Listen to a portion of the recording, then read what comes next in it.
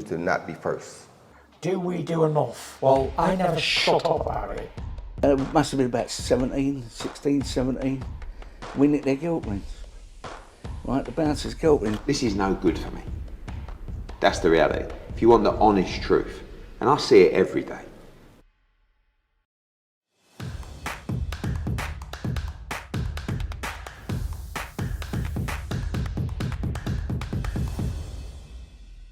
This is Joe Pugh for IFL TV. We're here at the weigh-in. You right, mate? Do you ever get tired of being a statue up there, Frank? No, I think I do. You know what? I was thinking, when it's all said and done and I'm finished, I might go and work at Madame Tussauds. I mean, no one will know who I am, but I'll just... If you worked at Madame Tussauds for a day, how many people would stop and have a photo with you? Sorry, I was doing my job. No one, probably. You might get... Eddie might come There's along. a lot of tourists at Madame Tussauds, isn't there? I don't feel it's like a real like trap for like English people just going down to Madame Tussauds at the weekend. I think it's a real tourist trap, isn't it? Don't you think? All right, then. Who do you think would get less photos than you in boxing? Less photos than... I mean, a load of people. I mean, like a long list, but not because they don't go in front of the camera. But I don't think, if I stood at Madame Tussauds all day, I don't think I'd have one picture. Okay, mate. I think you do a great job, though. Shall we try? Yeah, matchroom day out.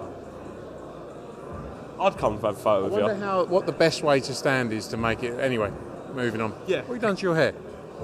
It's the floppy look, mate. It's the no product. Eddie said this was all Eddie, to be honest, mate. What do you think? Don't listen to everything he says. I don't know. He says a bit of some kind of paste or something, but I don't know. What do you put in your hair? Oh, multiple serums. Got like a salt spray. Got a red bottle that's like gives it a bit of texture. My hair's very thin. Got some wax. A bit of everything, mate. That's what's needed. Do you want to talk about boxing now? Yeah, I mean, because people are going to be like, what the hell are these two talking about? Madame Tussauds, he's standing like a statue, and then talking about hair products. So let's move on. Let's move on. Yafai versus Frank. Good next-gen card. These what it's all about, building the talent of tomorrow, mate. Yeah, for sure. That's what's important to us. And it's not just a great top of the bill, it's a great card, top to bottom. You know, even the fight kicking off the main show with Kane Baker and Flynn, we saw that first fight, how great it was. I think this time around is going to be even better. We're going 10 rounds with this one. I think it's going to be a tear-up. But yeah, it's all about building up the stars of tomorrow. You've got Sol Dakers on the card as well. Obviously, Galal Yafai, who you mentioned, Olympic gold medalist. He's already, he went straight into a 10-rounder in his professional debut. He wants to move very quickly, and he's not far off from a world title shot.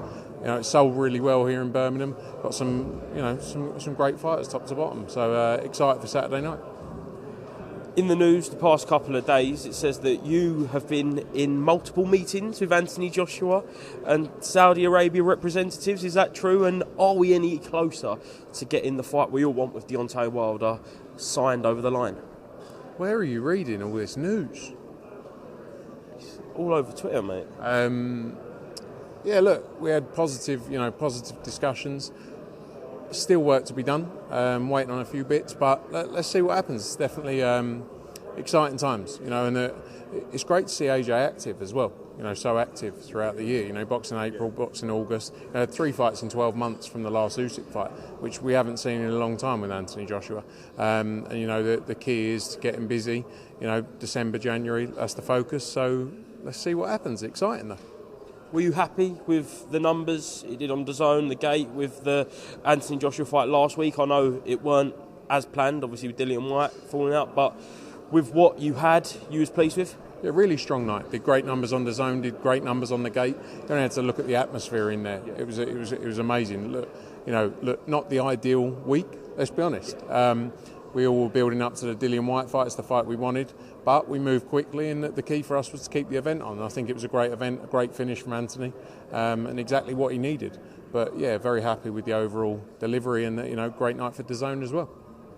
The next day we spoke to Conor Benn, and he said that he really wants to be out September 30th, whether that's just to run out and then Yesterday it come out that UCAD and the British Boxing Board of Control are filing an appeal. How disappointed were you with that? Yeah, look, it's been a long journey, hasn't it? You know, it's been going on for a long time.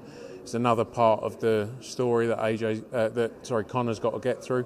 You know, he's done everything I've asked of him. He cleared his name with the WBC. Then he went to the National Anti-Doping Panel. The board have decided this, and UCAD. So look, let's see. I think he's not suspended from fighting. He could fight tomorrow. You know, obviously his focus is to get back boxing. You know, that has been his focus for a long time. But you know, he, at the same time, wants to get back moving in the right way. And you know, he's a licensed fighter today. So you know, we have to see what happens. But this is another part of the story. He's been dealing with it for 10 months.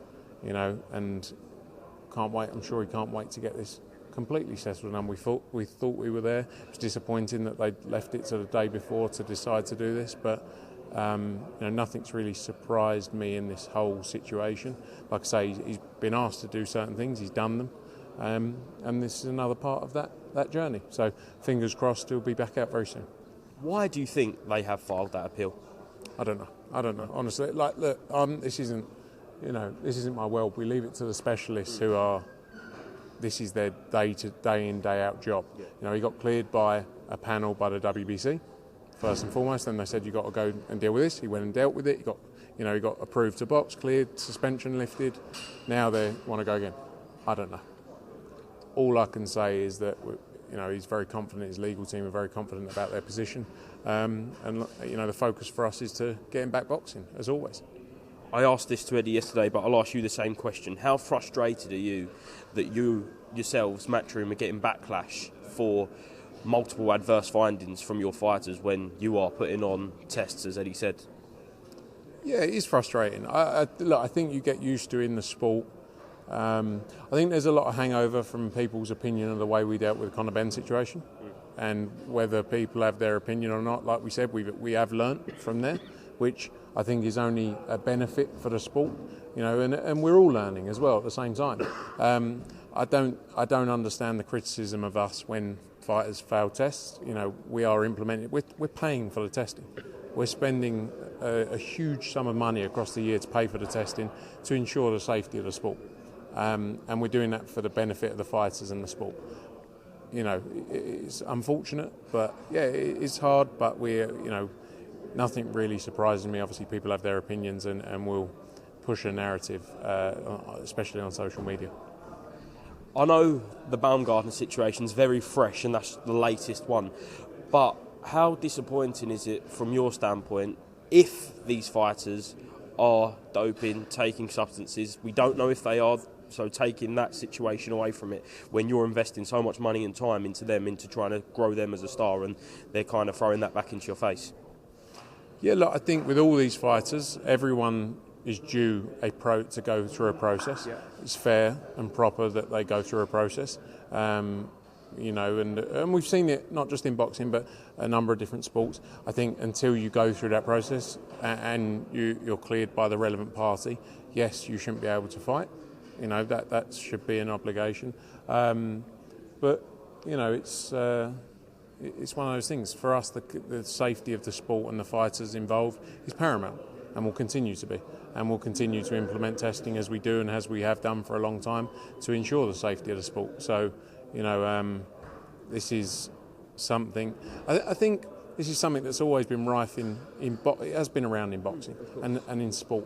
But they're high-profile cases that a lot of people talk about, and that's the difference. You know, I'm sure there's a lot of people over the last year that have tested positive, but you haven't really heard about it because they don't have a social media presence. They don't have a big promoter. You know, so it's not just a case of, it's the size of the people involved, and that's what a lot of people are talking about. Right, we'll move on to the Jai Opetaia situation. Ben Shalom done an interview on, I think it was Monday, saying that Jai may not even be promoted by you. He doesn't know the situation. From start to finish, can we have your version of events with the Richard Riakporhe pulling out of the purse bids, offers made, and what is going on with this fiasco? We've been speaking to Jai Opetaia for a long time, him and his team. We have a good relationship. He's promoted alongside us with Tasman Fighters, Mick Francis, who also promote, who we work with on Justice Hooney as well. So we've been having discussions for a long time. This goes back sort of 5-6 months about opportunities to work together. And you know, the IBF situation was, we were actually in New Orleans. This was in June, and we were looking at the Opatai fight v Masterneck, which was the mandatory. We were looking at doing that in Australia together, you know, on the zone, all as a group. Obviously, he then pulled out. Riakporhe came in, and then we agreed. After a period of time, we agreed we were going to sign and work with Jaya Patai and co-promote him. There've been some discussions around the Richard Riakporhe fight directly with Mick Francis and Boxer. Then, once we agreed a plan, Mick Francis said, right, speak to Matchroom on it. I then got an email, and a few days later, maybe 4 or 5 days later, we were just discussing a few things and plans. I followed up and said, sorry for the delay, let's have a discussion. But it was never pressing, like they never came on to us and said, we need an answer on this offer, blah, blah, blah. This was weeks before the purse bid as well, 2-3 weeks before the purse bid. Then, in my mind, it was just we were going to purse bids. Yeah. And fair play, the fighters make as much money as possible in that position. Great.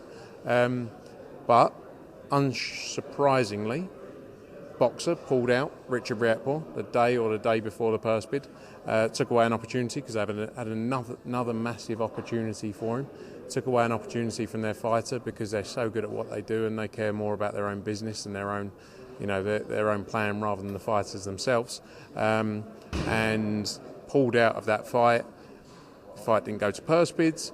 Then a day or two later, they send an offer to Mick Francis and Tasman fighters with an offer and said, don't tell Matchroom about this. And so why have you pulled out the purse bid but you're still trying to make the fight, but you've got a load of other options for him? And the reality is they're inept. They don't know what they're doing. They're in the wrong business. They keep making the same mistakes. They don't even realise that you can't pull out of a purse bid and then go back and go, actually, sorry, we'll do that fight now. You know, they're childish. And they talk about us with, you know, we're trying to get in the way of things. We're not trying to get in the way of things. It's not what we do. We focus on our own business. We've got a great business. We do 40 shows a year all around the world.